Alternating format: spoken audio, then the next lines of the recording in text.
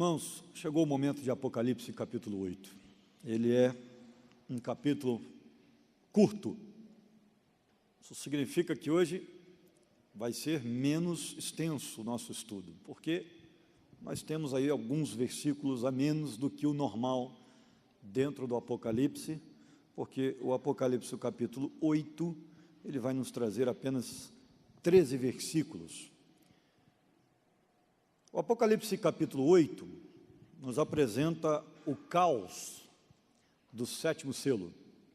Então, nós estamos vendo Jesus abrindo cada selo do livro do Apocalipse, que ele foi o único digno de pegar na mão do Pai, de Deus Pai, e abrir os selos para abrir a revelação do livro. Você se lembra disso? Dos 7 selos. E nós já estudamos a abertura de 6 selos, e cada selo aberto foi um juízo sobre o planeta. Então, agora nós estamos aí diante do 7º selo que Jesus está abrindo. Este 7º selo é composto de uma nova série de julgamentos, que traz 7 trombetas e 7 trombetas tocadas no céu. Pelo que parece, todas essas 7 trombetas, se aquela ideia de o número 7 está relacionado, cada número de 1 a 7, com cada ano da grande tribulação, nós temos aqui uma exceção, porque nós temos o 7º selo sendo aberto, e dentro desse 7º selo, 7 trombetas. Então, isso pode se referir a um retorno ao primeiro ano, e cada trombeta dessa acontecer no primeiro ano, né, e aqui a descrição disso, ou então, o que parece-me ser mais provável, nesse caso, é que as 7 trombetas aconteçam no 7º ano da grande tribulação, no final. Há alguns contextos que indicam isso, e nós vamos ver inclusive um deles, mas também não vou ficar me atendo nisso, porque até a questão é muito conjecturada, se de fato cada situação dessa, cada selo, né, cada taça, acontece mesmo em cada ano da grande tribulação. Até isso é conjectura, não tem como, não tem nada muito claro para que a gente estabeleça isso. Então eu não vou ficar me apegando a isso. Você vai perceber, principalmente a partir do capítulo 9, que dá continuidade às trombetas. Nós vamos ver 4 agora e 3 no capítulo 9. As 3 do capítulo 9 são mais pesadas. As primeiras são mais leves. Então o capítulo 8, que traz as 4 primeiras, ele é mais suave em termos de julgamento. E as 3 últimas do capítulo 9 são muito mais terríveis. Só que você vai ler o capítulo 8 comigo aqui, vai estudar e vai pensar assim, meu Deus, isso aqui é o mais suave? Você vai ter esse sentimento. E é verdade. Bem, sei que você está ansioso, então vamos lá. Primeiro versículo.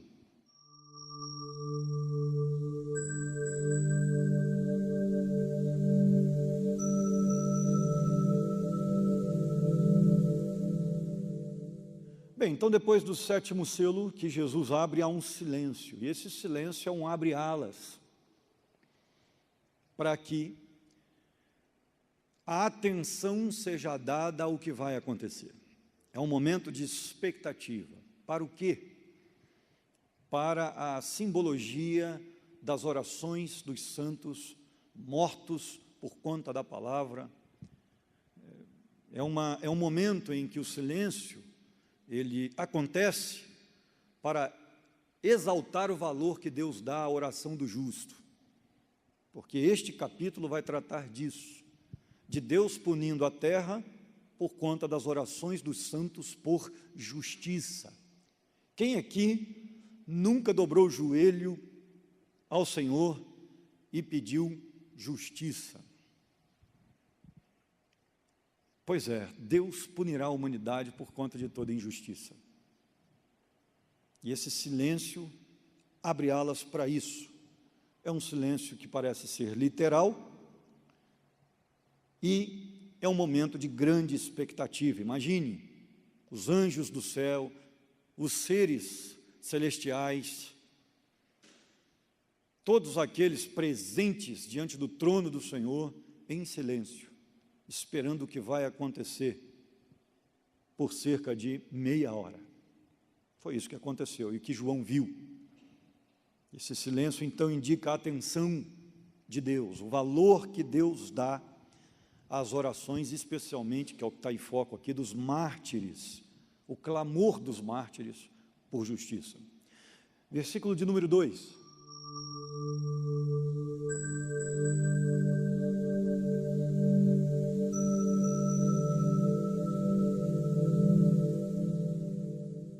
Depois desse silêncio de quase meia hora, 7 anjos se colocam diante de Deus. João está vendo isso.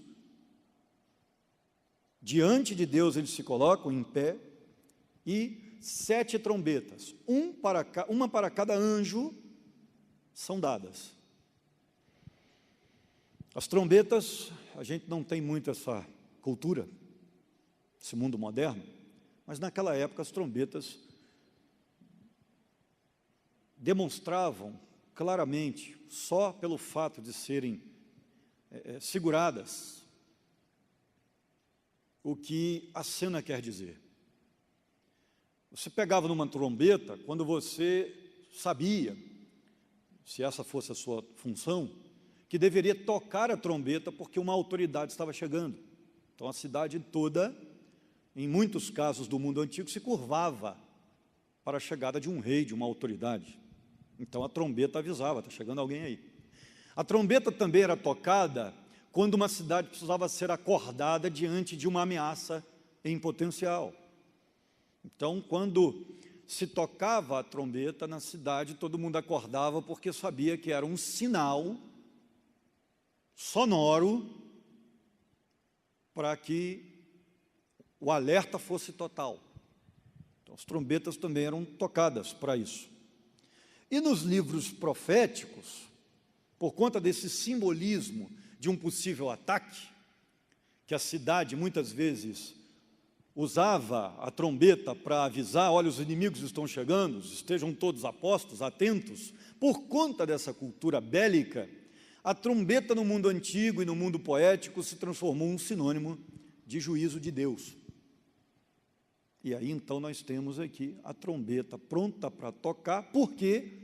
Porque Deus está enviando a punição. Essa é a questão aqui. E aí nós temos 7 trombetas, o que significa que será um juízo total. Deus vai perfeitamente julgar a terra, punir a terra, no grau certo, até o grau certo, exato, do que precisa ser punido. Versículos 3 e 4.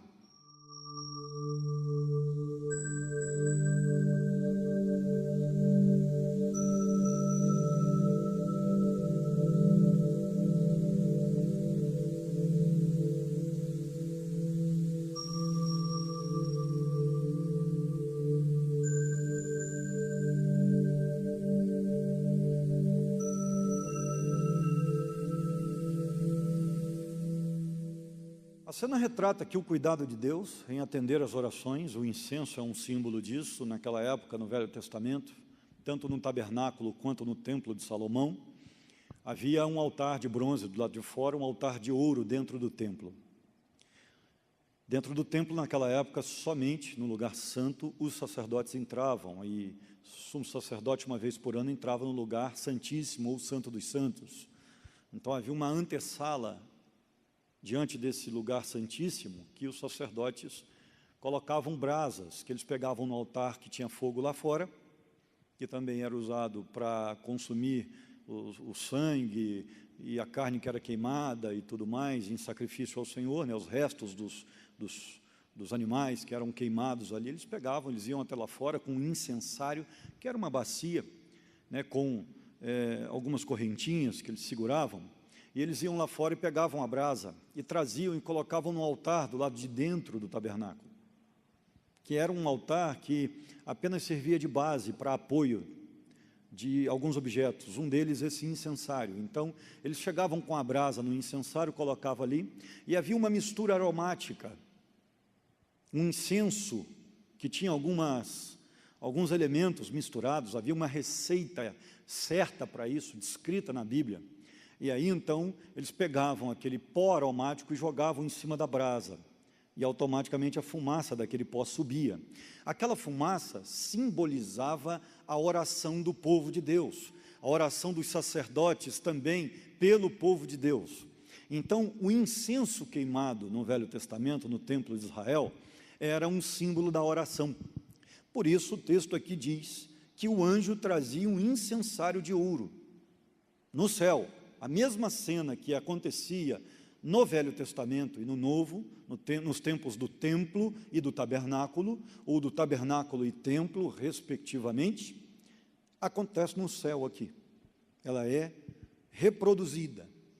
A gente não sabe se o tabernáculo é uma reprodução do que acontece no céu, ou se o céu, nesse caso, nessa visão, naquilo que João vê, está reproduzindo o tabernáculo. Nós não sabemos, mas a verdade é que é a mesma cena.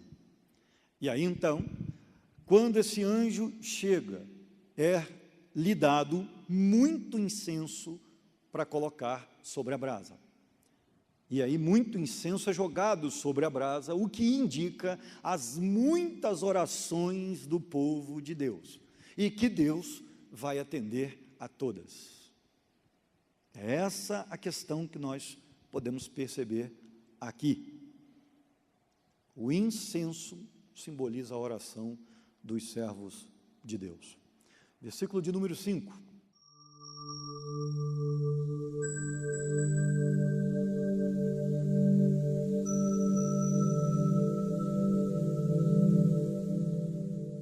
Ok, nós não podemos esquecer que a cena aqui é uma cena onde Deus está atendendo às orações por justiça daqueles que morreram por pregar, e por isso Ele está punindo a terra. O sangue dos mártires é o motivo do juízo aqui. Pelo menos essa parte, esse sétimo selo com as 7 trombetas. Deus decidiu punir a terra por conta da impiedade da humanidade em relação aos seus servos enviados para pregar. Pense muito, muito antes de fazer qualquer maldade a um servo de Deus, a um profeta do Senhor. Pense muito. Porque o que Deus está fazendo aqui é punir exatamente isso. Eu não quero aqui legislar em causa própria, mas como nós temos a oportunidade hoje de aplicar isso, muito importante. Se eu, como pastor de vocês, errar, eu preciso ser até publicamente exortado e punido pela igreja, porque a Bíblia diz isso. Paulo dá essa instrução a Timóteo.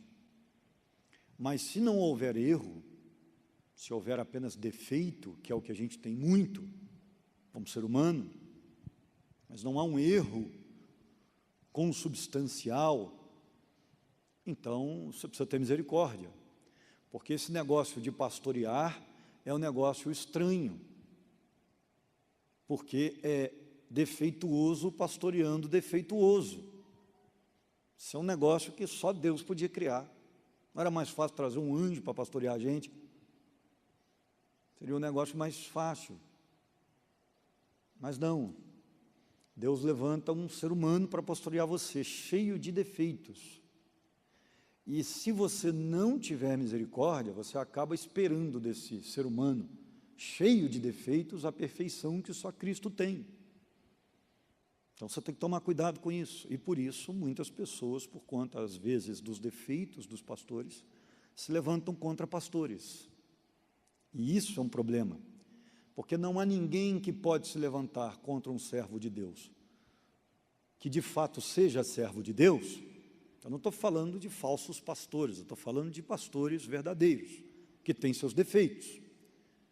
Ninguém há que possa se levantar contra um servo de Deus, enviado por Deus para pregar e ensinar a palavra, que possa ficar fora da justiça de Deus. Então a gente tem que tomar muito cuidado. E tratar bem aos pastores é uma questão básica, ter carinho, né? Eu me lembro que o pastor ia à minha casa, quando eu era membro da igreja do Retiro, para comer frango, né? Para comer churrasco. E a gente tinha muito carinho, então quando a gente fazia alguma coisa assim especial, aniversários, a gente convidava o pastor para estar lá com a gente, porque a gente queria ver o pastor com a gente, comendo bem, né? E eu me lembro de levar presentes aos meus pastores, eu sempre tive um carinho muito grande. E depois, muito cedo, eu recebi o chamado pastoral, né, com 10 meses de convertido, eu recebi o chamado pastoral e comecei a temer isso, né, ficar bem preocupado com isso, e o meu amor pelos pastores aumentou ainda mais, né? Disse, meu Deus, eu vou ser esse negócio, né? Um dia, eu imagino que não deve ser fácil não, mas vamos lá, enquanto isso eu vou estar aqui com o meu pastor, vou aprender com ele, vou cuidar bem dele, né? Porque realmente é um negócio difícil. O que nós estamos vendo aqui é Deus punindo a humanidade por conta dos seus enviados. E alguns, aliás, muitos, na história foram mortos por isso.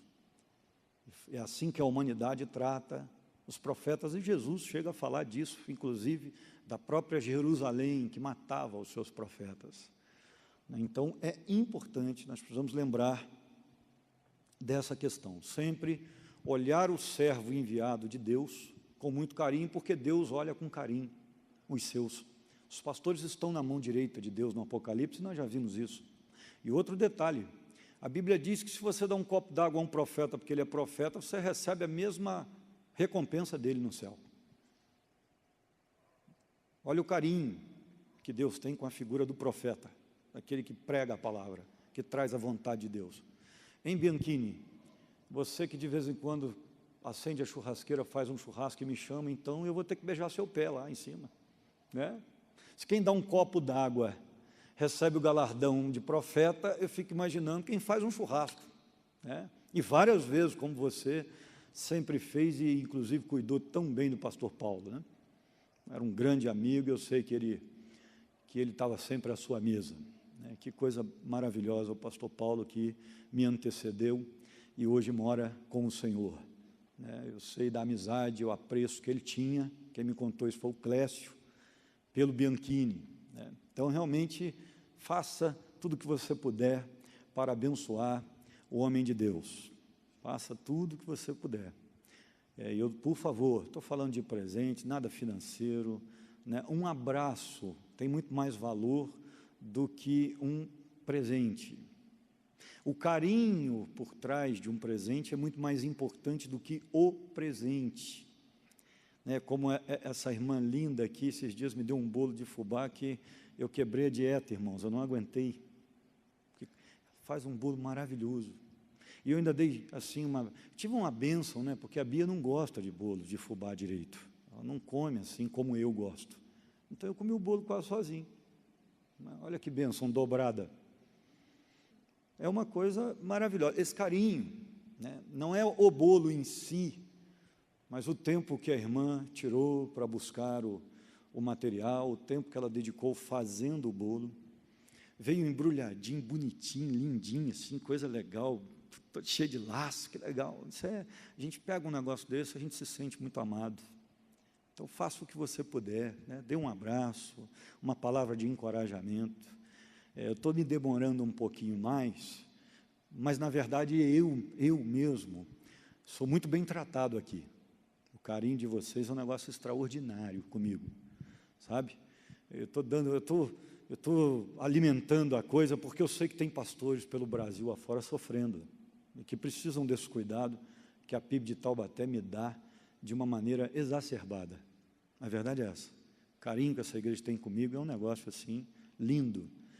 Mas se você que está aí em casa pode demonstrar carinho, amor pelo seu pastor, faça isso, porque há recompensa para quem faz. Bem, vamos às trombetas, elas serão tocadas, e cada uma delas traz uma cena extremamente punitiva sobre a face da terra. Olha o que o futuro da humanidade vai nos trazer. Olha que coisa impressionante. Versículos 6 e 7.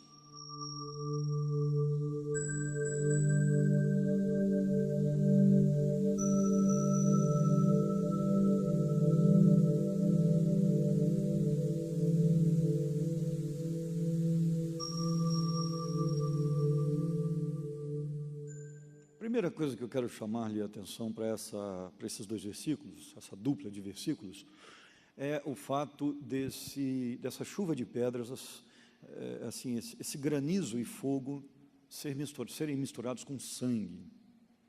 O sangue cai junto, como símbolo de sofrimento. É a única explicação plausível. Alguns querem interpretar isso dizendo o seguinte: não, é porque é vermelho, por isso que parece com sangue, e João então entendeu que era sangue. Só que a gente não pode simplesmente achar que João entendeu alguma coisa e estava enganado, porque ele está sendo inspirado pelo Espírito e ele não pode errar na sua interpretação. Porque senão o processo seria equivocado, e Deus não erra. Ele é aquele que inspira a Escritura. Então, tudo aquilo que ele descreveu, ele está de fato vendo e não está enganado. Claro que em alguns momentos ele diz: vi isso como aquilo. Ou seja, ele está tentando descrever o que ele não consegue explicar. E aí Deus permite, porque queria exatamente que ele descrevesse assim, não como algo exato, mas como algo parecido. Mas aqui é interessante que ele diz que as pedras pegando fogo, essa saraiva está misturada com sangue, está caindo sangue junto. E isso é um símbolo terrível de sofrimento, de dor, de morte. É o que nós estamos vendo aqui na situação. Os anjos então levam suas trombetas à boca e cada um vai tocar por vez. Um de cada vez vai tocar. O primeiro anjo toca a sua trombeta, e o primeiro já traz granizo e fogo misturado com sangue lançados na terra. Nós estamos vendo aqui 1/3 do planeta pegando fogo por conta desta praga lançada pela trombeta. A situação é inédita no planeta, 1/3 do planeta pegando fogo. Isso é uma coisa que nós nunca vimos, nunca percebemos isso. A terra será mergulhada numa espécie de batismo com fogo, que João Batista, inclusive, vai usar para descrever o inferno, essa frase, batismo com fogo. Nossa denominação não tem muita tendência de interpretar o texto ali de batismo com fogo como se fosse revestimento de poder, não. Muitos concordam que o batismo com fogo ali é ser mergulhado no fogo, é mergulhado no inferno, enquanto aqueles que crerem em Cristo serão batizados com água. A vida vegetal sofrerá grandes desfalques, aumentando inclusive a fome lançada e iniciada pelo cavalo pardo ou amarelo dos capítulos anteriores. A fome vai se intensificar mais ainda, porque o que tiver de plantação, 1/3 vai morrer. Versículos 8 e 9.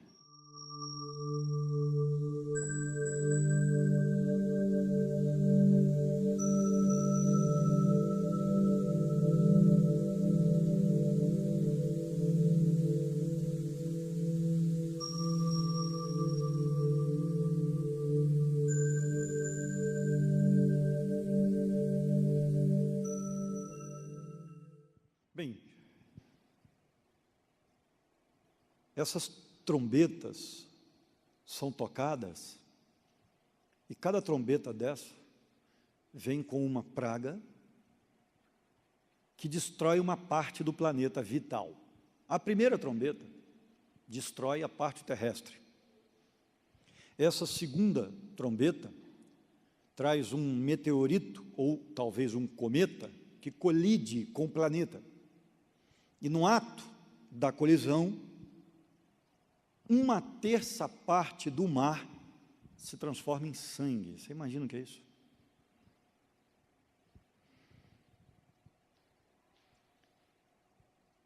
Isso significa que o planeta sofrerá um dano irreparável.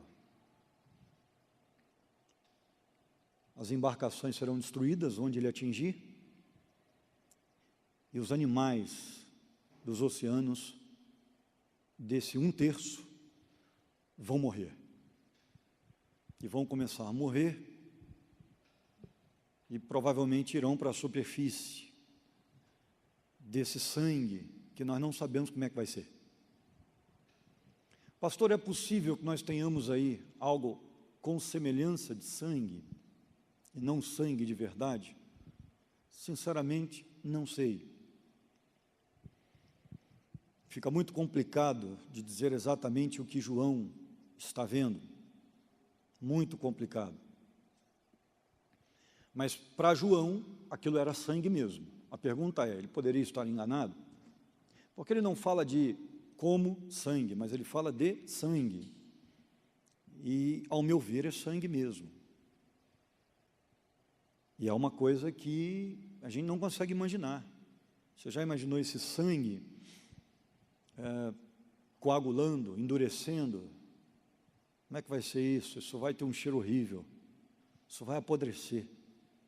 Você vai olhar para o oceano e vai ser sangue apodrecido, com animais na superfície, podres. 1/3 de todos os animais vai morrer. E todas as embarcações, de todas elas, 1/3 será destruída, ou será destruído, né? Então nós temos uma cena aí que vai acabar com 1/3 do planeta. E não é só isso não. A água potável também sofrerá o mesmo dano na mesma proporção. Olha o que diz aí o versículo 10.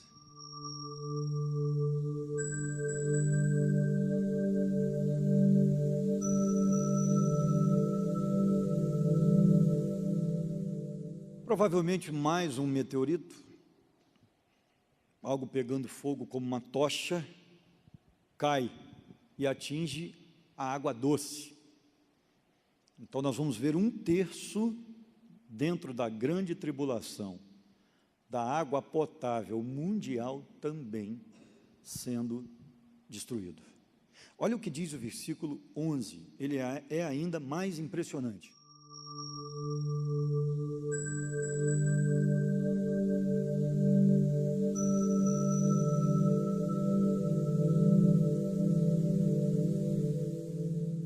Ok, a ação de tal meteorito será atingir as águas potáveis e envenená-las. Então, onde ele bater, ele vai envenenar. Envenenar 1/3 da água bebível do planeta. Bem, nós já temos fome, nós já temos vegetal sendo destruído, animais marinhos, embarcações, nós já temos água potável acabando em 1/3. Você imagina como é que vai estar o planeta? Nós não sabemos se isso vai atingir o mesmo local, locais diferentes, mas a verdade é que a punição é severa. Mas se você parar para olhar a quantidade de pecado que tem nesse planeta, Deus é justo. O absinto não é necessariamente um veneno, né? Porque a palavra aqui é tirada de uma madeira que tinha um gosto horrível, extremamente amargo. Mas de alguma forma, por alguma atividade miraculosa, quando essa pedra de fogo que vai cair, ela vai envenenar tudo, miraculosamente. Pelo menos 1/3 de tudo aquilo que é água no planeta. Versículo 12.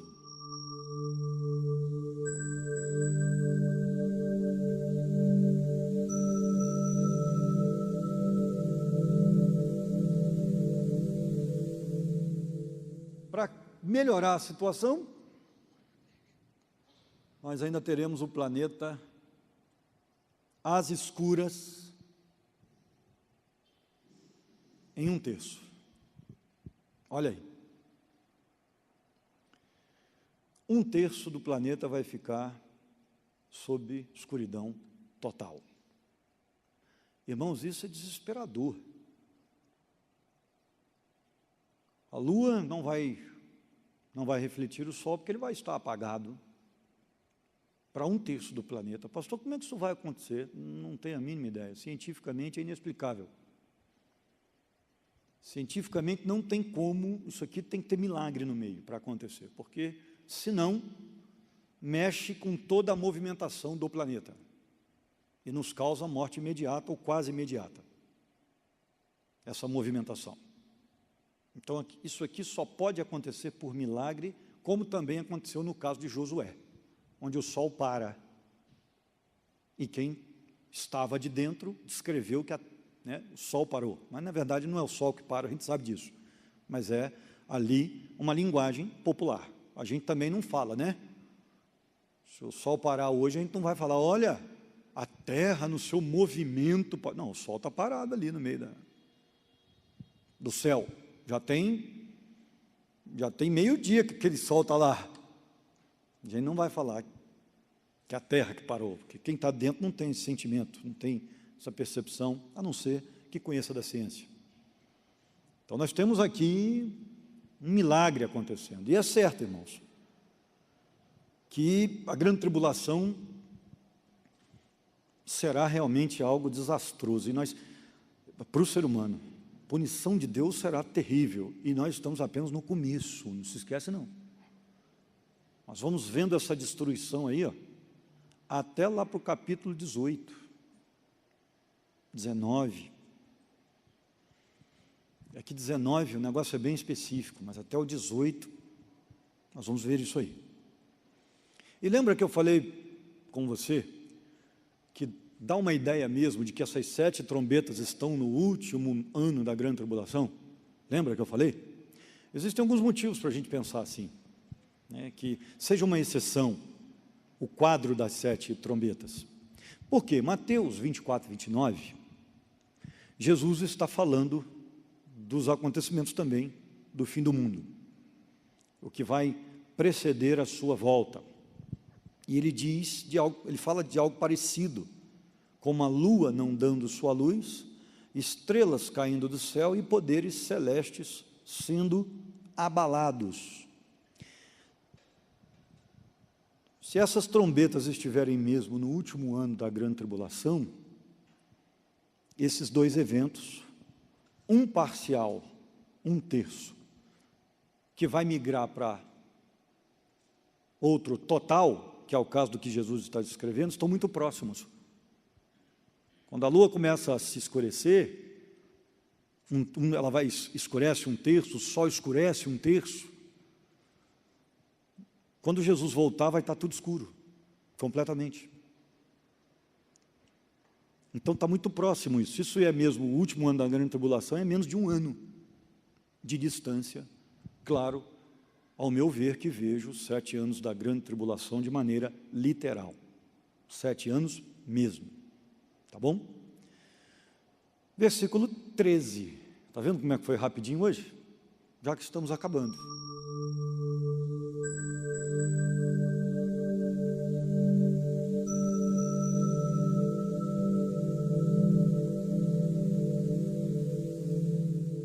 Ok, a coisa ainda irá piorar muito, pois ainda há 3 trombetas que vêm por aí. 3 trombetas serão soadas no próximo capítulo. A águia aqui é uma novidade na Bíblia. Dessa forma, é uma novidade. E na poesia judaica, ela simbolizava poder e autoridade, porque era a rainha dos céus, uma ave poderosa. Então, era também um símbolo bélico, muitas vezes usado pelos exércitos daquela época nos seus escudos, nos seus estandartes, nas suas flâmulas, a figura da águia. Então ela sempre tinha um símbolo de exército, um símbolo que lembrava o militarismo, a guerra, a destruição. E por isso que ela está em foco aqui, muito provavelmente. Os 3 ais que a águia fala aí, indicam as 3 trombetas, muito provavelmente, que faltam. E um ai, que a gente também costuma usar, né? Por conta dessa herança bíblica e católica, ai daquele que faz aquilo, ai daquele, porque a Bíblia cita vários ais. A Bíblia fala, ai dos pastores que pastorearem de maneira relaxada, parafraseando, né, de maneira irresponsável. Isso é só um exemplo de vários ais que tem na Bíblia, e o Apocalipse também tem alguns. Esse ai indica que juízo divino está prestes a acontecer. Por isso que ele é uma introdução, é uma espécie de propedêutica do capítulo 9. O ai aí indica, vocês não têm ideia do que ainda vem por aí. É isso que o ai simboliza aí. Então, eu sei que você é ansioso, provavelmente você vai ler já o capítulo 9, né? Você não vai aguardar isso até semana que vem, mas na semana que vem a gente tem as explicações, tá bom? Nós vamos estudar aí as 3 trombetas que faltam, nesses 21 versículos que nos aguardam, né, para a semana que vem. Amém, queridos? Mais uma vez quero reforçar, é preciso que a gente guarde a nossa vida, que a gente cuide da nossa espiritualidade, porque Deus não brinca com o pecado e nem com a desobediência. Podemos ver como Ele pune essas coisas. A teologia não precisa ser pautada apenas no medo. Nós não precisamos servir a Deus apenas por medo. Por quê? Porque Deus é bom. Deus é amor. Ele ama seus filhos. Ele corrige com carinho. O nosso Deus tem um fardo leve, suave. Mas também não podemos deixar de pensar e analisar que uma teologia que não tenha temor não é bíblica. Porque quando andamos com Deus de maneira a que o glorifiquemos, nós não precisamos temer. Precisamos temer quando somos desobedientes. Então, que nós cuidemos da nossa vida, para que possamos obedecer, que possamos pedir a ajuda de Deus para tal, porque sem Deus também nós não vamos conseguir, precisamos dEle. Então, que nos apeguemos cada vez mais ao nosso Deus. Amém, irmãos? Terminamos assim mais um capítulo de Apocalipse.